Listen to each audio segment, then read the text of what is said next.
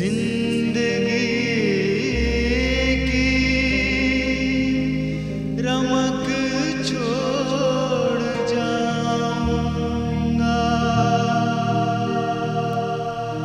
मैं, डूब भी गया मैं, डूब भी गया तो शफक छोड़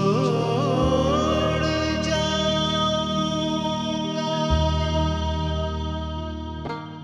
उर्दू ज़बान की इब्तिदा और इर्तिका की दिलचस्प कहानी है। हिंदुस्तान की सरजमीं जहां बैरूनी हमलावरों की मौजूदगी से बेचैन हो रही थी, वहीं एक नई ज़बान के अंकुर फूट रहे थे। अरबी, फारसी, तुर्किस्तानी, संस्कृत के अल्फाज से मिलकर एक नई ज़बान बन रही थी, उर्दू। यही वजह है कि उर्दू को किसी एक कौम या तबके से वाबस्ता नहीं किया जा सकता, और इसी खुसूसियत की बिना पर उर्दू को हर खास और आम की ज़बान कहा जा सकता है। भारत के हिंदुओं, कायस्तों, सिखों और जैनियों ने भी उर्दू को परवान चढ़ाने में बढ़ चढ़कर हिस्सा लिया। उर्दू को अपने खूने दिल से सींचने वालों में जिस गैर मुस्लिम शायर का नाम सरे फहरिस्त है, वो है चंद्रभान ब्राह्मण। उर्दू, फारसी, अरबी और संस्कृत के जबरदस्त आलिम और उर्दू के साहिबे दीवान शायर। कहाँ मिलेगी ऐसी ज़बान जिसने मजहब, कौम और फ़िरक़े के फ़र्क को मिटाकर उर्दू की शक्ल में एक ऐसा पैराहन दिया जिसे सही मानों में सेकुलर कहा जा सकता है। उर्दू है जिसका नाम हम ही जानते हैं दाग, सारे जहां में धूम हमारी ज़बान की है।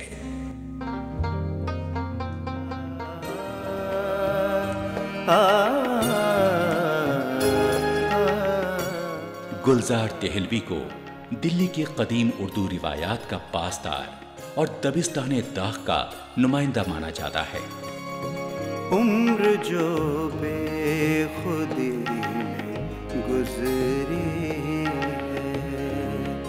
उम्र जो बेखुदी में गुजरी है, बस वही आग ही में गुजरी है।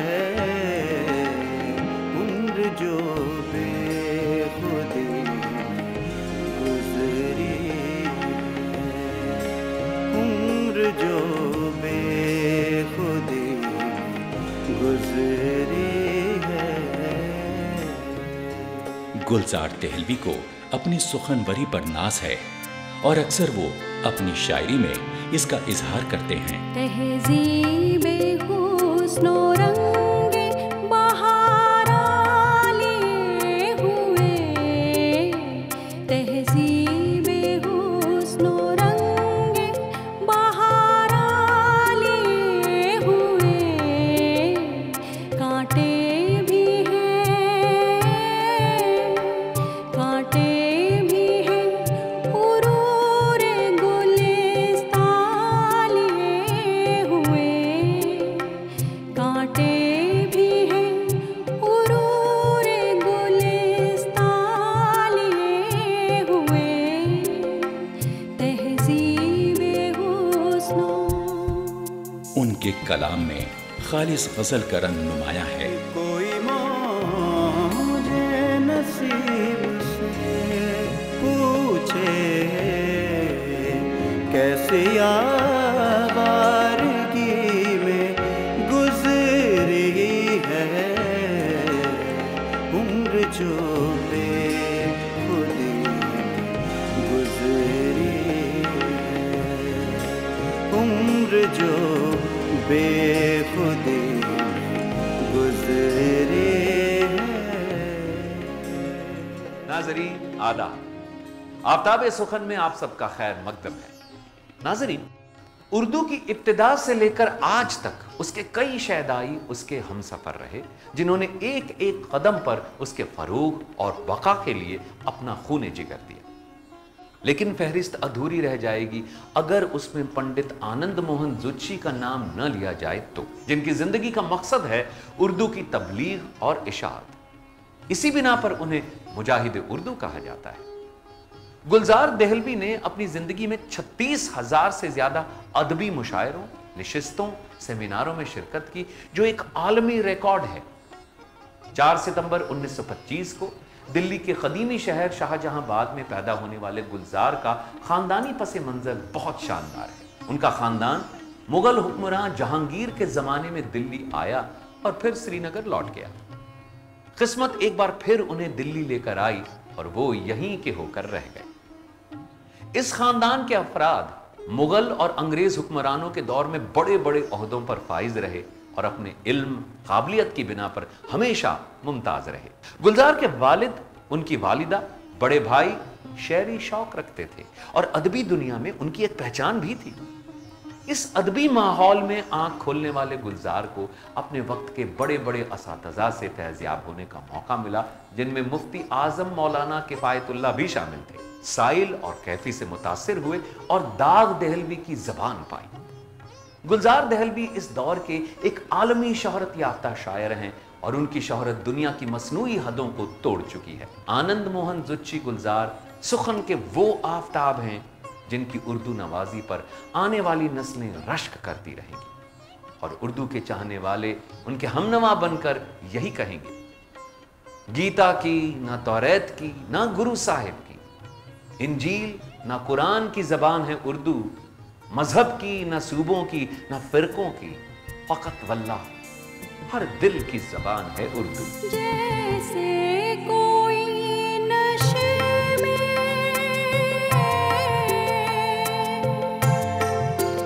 जैसे कोई नशे में सुने मीर की गजल, जैसे कोई नशे में सुने मीर की गजल,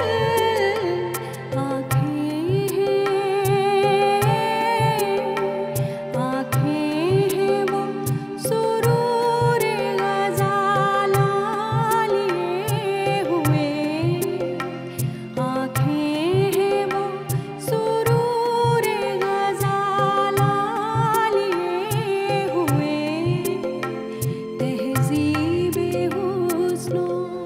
नाज़रीन आदाब, उर्दू महज एक ज़बान ही नहीं, तहज़ीब का भी नाम है। ज़बानों का कोई मज़हब नहीं होता, शायरी का कोई मज़हब नहीं होता। उर्दू तारीख़ अदब पर अगर नज़र डाली जाए तो ऐसे बहुत से शायर तारीख़ के औराक़ में गुम हैं और ऐसे कई शायर हैं जिन पर मुस्तक़िल बातें होती रहती हैं। आज हम जिस शायर पर गुफ्तगू करने जा रहे हैं उनकी शनाख्त ज़बान और तहज़ीब के हवाले से है। उन पर गुफ्तगू के लिए हमारे दरमियान मौजूद हैं मशहूर शायर व नक्काद प्रोफेसर अतिकुल्लाह साहब। अतिकुल्लाह साहब, आपका खैर मक़दम है। मैं मुईद रशीदी। अतिकुल्लाह साहब, जैसा कि मैंने अभी कहा कि हमारे यहाँ एक पूरी रिवायत है उन शुआरा की जिनका ताल्लुक़ ज़बान से है, तहज़ीब से है, कि एक तहज़ीब के ये नमूने कहे जाते हैं। तो आनंद मोहन जुत्शी गुलजार साहब की शायरी पर भी हम गुफ्तगू करेंगे, लेकिन पहले उनकी शख्सियत के उन अनासिर पर गुफ्तगू हम कर लें जिनकी वजह से वो मकबूल आम हैं और आज मुशायरों की ज़ीनत कहे जाते हैं और वो पूरी दुनिया में उनके नाम का शोहरा है। मोहित साहब, आपने अपने शुरू में जो बात कही है कि ज़बानों का कोई मज़हब नहीं होता, तो वो इसलिए कहते हैं कि उर्दू का एक बहुत बड़ा पस मंज़र है, बिल्कुल एक बहुत बड़ी रवायत है। और रिवायत इन मानों में है कि खुदाबख्श लाइब्रेरी में जो आबिद रज़ा बेदार वहाँ के डायरेक्टर थे, तो उन्होंने जब किताबों की खाक छानी तो उन्हें पता चला कि रामायण और महाभारत के 250 तर्जुमे उर्दू में हुए हैं। यानी उर्दू ट्रांसलेशंस दुनिया की किसी ज़बान में, हिंदुस्तान की किसी ज़बान में, हत्ता कि हिंदी में भी इतने ट्रांसलेशंस नहीं हुए जितने कि उर्दू ज़बान में हुए, रामायण, महाभारत और इसी के तहत गीता के। दूसरी बात यह है कि आप देखिए कि हमारे यहाँ नज़ीर अकबर आबादी ने जितने दिवाली और होली और जन्म यानी कृष्ण के जन्म पर और श्री राम के जन्म पर और शिव के पर जो नज़में लिखी हैं उनकी तादाद ज़्यादा है। बिल्कुल। और वो तादाद जो कि उन्होंने शब बारात पर या ईद पर नज़में लिखी हैं वो तो कम लिखी हैं। जी जी। और अगर हम उसे औराक की हैसियत से देखें तो पता चलेगा कि उन्होंने इन सब पर जितना लिखा है तकरीबन उन्होंने 80-90 सफ़े इस पर लिखे हैं। और दिवाली के बजाय जब ईद पर लिखते हैं तो ईद और शब बारात पर वो सिर्फ 2-4-6 सफ़े की नज़में लिखते हैं। जी जी। तो अब मसलन मुझे याद आ रहा है कि सीमाब अकबर आबादी वो कृष्ण गीता पर नज़मों का पूरा एक मजमुआ है उनका, कृष्ण गीता जी। और वही शायर मंजूम कुरान मजीद भी लिख रहा है, कुरान मजीद का तर्जुमा नज़्म में कर रहा है। जी, जी। और वही शायर गीता पर गीता के तर्जुमे भी कर रहा है और कृष्ण जी पर नज़्में भी लिख रहा है। तो गोया कि मैं अर्ज़ कर रहा था कि मुश्तरका तहज़ीब की नुमाइंदगी करने वाले शोरा में दोनों तरफ हैं कि इसमें मुस्लिम शोरा भी हैं और गैर मुस्लिम शोरा दोनों का है, बहुत बड़ा हिस्सा है। और अब जहाँ तक गुलजार दहलवी का मैंने जिक्र किया कि भाई वो एक मर्द मुजाहिद हैं, मुजाहिद उर्दू कहलाते हैं, तो अमलन सही बातों में उनको मुजाहिद उर्दू कहा जा सकता है। उनकी पैदाइश 1925 में हुई। जी जी अतीकुल्लाह, वो तो यूँ लगता है कि इस ज़बान के ख़मीर में कौमी यकजहती और ये चीज़ें मौजूद हैं। लेकिन आगे उनकी शायरी पर भी आप बात करेंगे। उनके सवानही कवायद पर अगर थोड़ी सी गुफ्तगू हो जाए कि उनका जो ख़ानदानी पस मंज़र है कि शायरी उनके ख़ानदान में मौजूद है, उनके वालिद शायर, उनकी वालिदा शायर, उनके भाई शायर, और वो तखल्लुस पर अगर देखिए तो वो कवाफ़ी बहुत दिलचस्प है। बिल्कुल जी।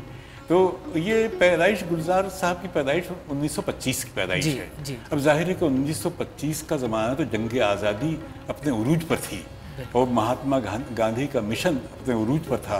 जवाहरलाल नेहरू, अबुल कलाम आज़ाद और तिलकचंद मेहर और दूसरे जो हमारे बड़े कायदीन हैं, ये सब कायदीन सब मिलकर एक ही मोटो था इनका, एक ही मिशन था और वो था आज़ादी।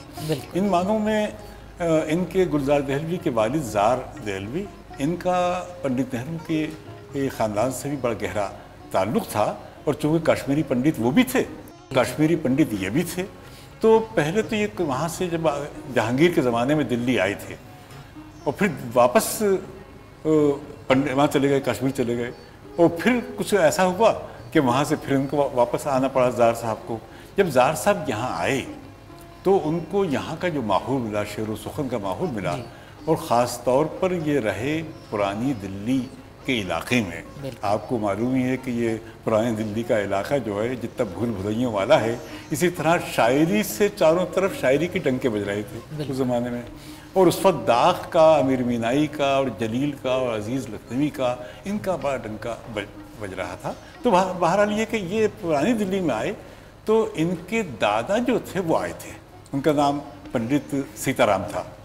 आपको शायद इल्म हो कि गली सीताराम जो है मशहूर है, वो गली सीताराम दरअसल वो इनके दादा की है गली सीताराम, आज भी वो हवेली मौजूद है।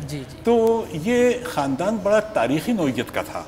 और ज़ार दहलवी साहब अपने आप में, मैंने पहले भी अर्ज़ किया है कि ये फनाफिल शेर थे, फनाफिल उर्दू थे। बिल्कुल। तो ये अरबी और फ़ारसी के बड़े आलिम थे और वो पढ़ाते भी थे। दूसरी बात ये कि अरबी फ़ारसी के आलिम होने के बाद वो उरूज़ के भी माहिर थे। बिल्कुल। और ये बड़ी हैरत का मकाम है कि हमारे जितने हिंदू बिरादरान हैं, हिंदू शोरा, मुझे एक भी ऐसा शायर नज़र नहीं आया कि जो फ़न उरूज़ की वाक़फ़ियत ना रखता हो। मुझे मुस्लिम शोरा तो नज़र आते हैं, लेकिन मुझे हिंदू शोरा में माहिर, यानी ये माहिर फ़न थे, माहिर उरूज़ थे, माहिर बयान थे, माहिर बदीयात थे, ज़बान की बारीकियों का इन्हें इल्म था। चूँकि ये सोचते थे कॉन्शियसली, यहाँ तक मेरा ख्याल है कि कोई उंगली ना रखे हम पर, बस कि हम साहब चूँकि पंडित हैं, हम चूँकि हिंदू हैं, इसलिए तो ये उस वक्त ज़्यादा जहन में नहीं था। जितनी ज़बान के मसले गुलजार दहलवी के मुजाहिद उर्दू कहते हैं, तो उसकी वजह यह है कि 47 यानी 1947 के वक्त तो उनकी उम्र तकरीबन 22 साल थी। उसके बाद का ज़माना, हालांकि जंग आज़ादी में भी हिस्सा लिया उन्होंने, उसके बाद का ज़माना उर्दू पर बड़ा मुश्किल दौर गुजरा है। और इसमें अगर सिर्फ मुसलमानों की ज़बान कहकर और लोगों ने इसको आम तौर पर यह हुआ कि एक सियासत की वजह से, ख़ास सियासत की वजह से इसको मुसलमानों की ज़बान कह दी। वरना आप जानते हैं कि सरशार जो हैं इसमें लिखने वाले, प्रेमचंद इसमें लिखने वाले, मनचंदा बानी इसमें लिखने वाले, सुरेंद्र प्रकाश इसमें लिखने वाले, चकबस्त इसमें लिखने वाले, तो गोया कि हज़ार तादाद। फारूक मारहवी ने जब हिंदू शोरा पर तहकीकी काम किया तो उसने ये लिखा है कि 22,000 शोरा की तो मेरे पास फहरिस्त है जो कि हिंदू शोरा थे, 22,000। और उसमें से कम करके उसने तकरीबन वो एक 300 या 250 शोरा का कलेक्शन दिया है। इन मानों में उन्होंने तामीर अदब नाम की एक अंजुमन का भी क़याम किया था, कायम हुई वो 30s में, और वो आज तक कायम है। उसके तहत उन्होंने कई नशस्तें करवाईं, कई मुशायरे करवाए, और ज़ार देहलवी बजाते खुद अपने घर में मुशायरे करवाते थे, नशस्तें करवाते थे, और एक बहुत बड़ा उनकी आमदनी का हिस्सा इसी बस सर्फ होता था। जी, और बहुत कम लोगों को मालूम है कि गुलजार साहब की वालिदा भी शेर कहती थी। ये आपने बेजार तखल्लुस, बेजार तखल्लुस था। नहीं, ये पूरा ये कहेंगे कि पूरा ख़ानदान का ख़ानदान जो है ये इस तरह से रंगों में डूबा हुआ था शायरी के। और भाई भी खार तखल्लुस, और हाँ, ये नहीं जो तकलीफ था ना, जार, खार, बेजार बताइए, गुलजार में तब्दील लेकिन गुलजार साहब ने आकर ये तखल्लुस इनका तो रखा हुआ है नहीं, जी। ये जार साहब ने रखा था गुलजार। और तो हमने एक बार गुलजार साहब से पूछा भी कि भाई मुझे बताइए कि आप तक आते आते ये बेचारे जो सब थे खार और बेजार और जार, ये गुलजार में कैसे बदल गए? तो उन्होंने कहा कि दरअसल हमारे वालिद साहब ने सोचा कि बहुत हो गया ये बहुत हो गया, अब रोना पीटना छोड़िए, अब ज़रा। तो वो बहुत अपने इस बेटे से बहुत उम्मीदें उन्होंने लगा रखी थी, क्योंकि सबसे पहला शेर गुलजार साहब कहते हैं 12 साल की उम्र में मैंने लिखा और बड़े डर डर कर अपने वालिद साहब को सुनाया, दिखाया। पहले तो उन्होंने ये भी कहा कि पहले तो मैंने उससे लिख कर रख लिया, क्योंकि उर्दू भी जानते थे, पर्शियन भी जानते थे। फिर सोचा कि किसी ख़ास वक्त पे उनको दिखाऊंगा, फिर डरे कि पता नहीं कितनी कोताहियाँ इसमें गलतियाँ होंगी। तो लेकिन उन्होंने ये कहा कि चूँकि बचपन से मैं सुनते आ रहा था शायरी, इसलिए मैं उस वक्त उर्दू से वाकिफ़ नहीं था। लेकिन फिर मैंने बाद में उर्दू सीखी, लेकिन वो शेर मेरा बावज़न था, वज़न में था। तो वो बार बार जो कहते हैं ना, दिल्ली जिसे कहते हैं वतन है मेरा, उर्दू जिसे कहते हैं ज़बान है मेरी, ये दरअसल सिर्फ नारा नहीं है। ये एक्चुअली ये है कि उन्होंने उर्दू को ओढ़ना बिछौना बनाया, उर्दू के लिए उन्होंने काम किए, और पूरे ये सब दशहरे के लिए मुस्लिम नौजवानों को कहा कि तुम तो रज़ाकार बनोगे, तुम वायलेंट ये इसके वॉलंटियर बनोगे। तो वॉलंटियर्स जो है मुस्लिम होते थे, और इधर जब आते थे रमज़ान वगैरह और कुछ मुस्लिम कुछ त्यौहार, तो उसमें हिंदुओं को लाते थे कि तुम करो। फिर आपको ये सुनकर भी हैरत होगी कि गुलजार साहब ने इस मुश्तरका तहजीब को कायम रखने के लिए आज तक रमज़ान में वो एक रोज़ा ज़रूर रखते हैं। जी, तो यानी कहने का मतलब यह है कि वो अपने ईमान पर कायम है। जी। लेकिन उन्हें ये अच्छा लगता है कि सब मिल बैठकर हिंदुस्तान को एक ऐसी शिराजा बंदी नज़र आए कि यहाँ पर सब लोग मिलकर इसकी तरक्की में और इसकी आगे फ़रोग़ में हिस्सा ले सकें। और फिर अतीक़ुल्लाह साहब, सारे मज़ाहिब का पैगाम भी एक ही है, और हिंदुस्तान एक ऐसा गुलदस्ता है, पंडित जवाहरलाल नेहरू ने कहा था, जहाँ हर रंग के फूल सजते हैं।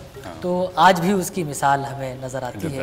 गुलजार साहब के तखल्लुस से एक बात मुझे याद है, और आपका जहन उधर माइल करना चाहता हूँ कि उनके तखल्लुस से मसरत, शादमानी और इस तरह के तसव्वुरात उभरते हैं।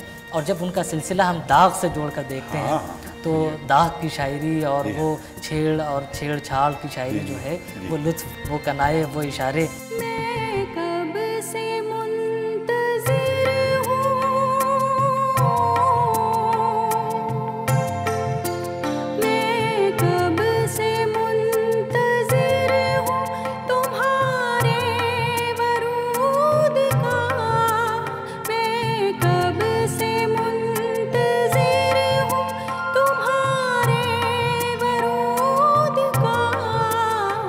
पलकों पे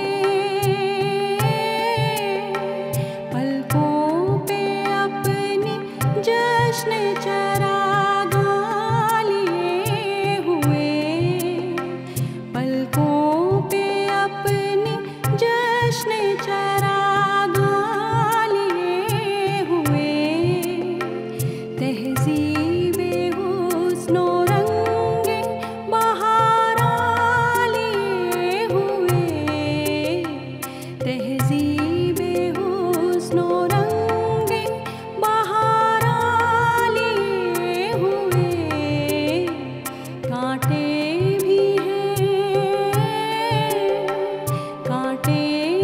हैं उरूरे गुलिस्तां लिए हुए, कांटे भी हैं उरूरे गुलिस्तां लिए हुए।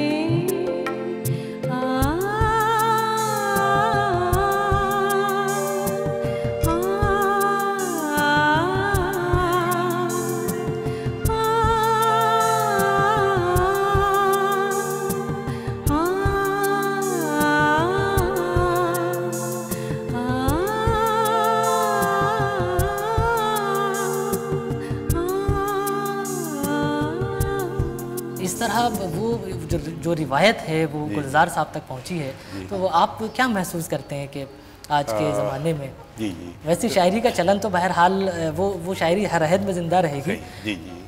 तो वैसे तो गुलजार साहब ने किसी एक सिंफ ही पर बस नहीं किया है, तनव्वु बहुत और उनका तनव्वु बहुत है। नज़में भी उन्होंने बहुत कही हैं, तो नज़में भी बहुत हैं, मनक़बतें हैं, नाते हैं, हमदिया शायरी है। ये इसके अलावा रुबाइयात लिखी हैं। रुबाइयात का यानी कुल्लियात गुलजार में बहुत बड़ा हिस्सा है रुबाइयात का। क़तात लिखे हैं। तो इस तरह किसी सिन्फ को छोड़ा ही नहीं उन्होंने, किसी से छोड़ा नहीं, क्योंकि जैसे आपने बताया ना कि वो उनका दावा यह है कि 36,000 मुशायरों में हिस्सा लिया है। ये 36,000 मुशायरे, लंदन में मुशायरा, शिकागो में मुशायरा, टोरंटो में मुशायरा, मशरिक़ वस्ता में मुशायरा, और यहाँ आपके दुबई में मुशायरा, कुवैत में मुशायरा, बहरीन में मुशायरा, मस्कत में मुशायरे।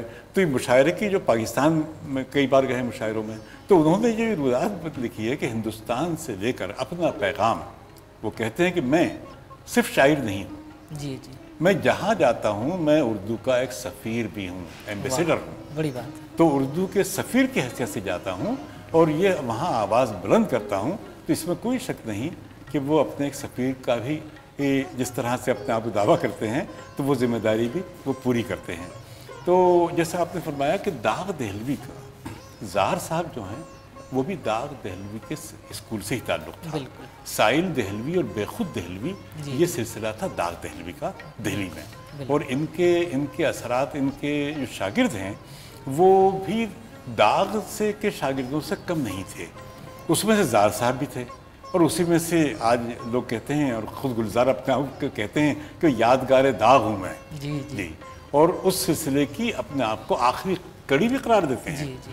तो इस फिनोमेना को अगर आप सामने रखें तो इसमें कोई शक नहीं कि दाग दहलवी के उस्लूब का वो सिलसिला जो कि दाग से शुरू हुआ था और जिसमें कई शौरा और कई हज़ारों शौरा आते हैं, वो सिलसिला गुलजार तक आकर बहुत धीमा पड़ जाता है। जी। गुलजार के बाद हम, क्योंकि एक ज़मीन और आसमान का फ़र्क पड़ गया अदब में, कई इनकलाबात तजर्बात नए आ वगैरह रहे हैं, आए, अमल में आए, कई नए रुझानात अमल में आए। तो उस लिहाज से गुलजार साहब ने अपना जो मिशन कायम किया था उस पर कायम रहे। अब जहाँ तक शायरी का सवाल है उनकी दाग दहलवी के बारे में, तो जैसे उम्र जो बेखुदी में गुजरी है, जी, बस वही आगही में गुजरी है। वाह। कोई मौजे नसीम से पूछे कैसी आवारगी में, कैसी आवारगी में गुजरी है। देखिए ये शेर, और इसमें इस शेर में यही नहीं कहेंगे दाग है, बल्कि इसमें गुलजार नजर आ रहे हैं। बिल्कुल बिल्कुल। मैं कब से मुंतजिर हूँ तुम्हारे वरूद का, मैं कब से मुंतजिर हूँ तुम्हारे वरूद का, पलकों पे अपनी जश्न चरागा लिए हुए। क्या बात, पैकर बन रहा है इसमें। क्या बात, यानी इमेजरी जिसे कहते हैं, तो तख़य्युल को हरकत में लाना, एक एहसास को हरकत में लाने वाली ये शायरी भी है। यानी किस तरह से अपने एहसास और जज्बे को फ़िक्र में बदला जाए, ये हुनर हमें गुलजार से मिलता है। सही बात है अतीकुल्लाह साहब, आपने बहुत बारीक बीनी से उनकी शायरी के अहम पहलुओं का जायज़ा लिया, उनकी ज़बान शनासी और ज़बानदानी दोनों का जिक्र आपने किया और पूरी रिवायत के तनाजुर में आपने किया। वाकई ऐसे ये तो यादगार ज़माना है और बिल्कुल हमारे सही कहा लिए आपने। ये नेमत से कम नहीं है। हमें बिल्कुल, अपने आँखों से लगाना चाहिए कि हमारे बुज़ुर्गों की और उस रिवायत की ये आखिरी कड़ी है और दिल्ली की तहज़ीब की निशानी और अलामत भी हैं। तो अतीकुल्लाह साहब, आपने बहुत अच्छी गुफ्तगू की, आपके हम बेहद ममनून हैं। बहुत आपका शुक्रिया। भी शुक्रिया। आस के जुगनू सदा किसकी,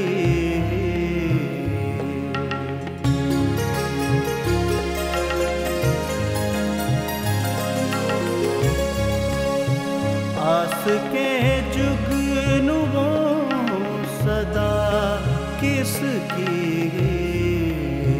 जिंदगी रोशनी में गुजरी है,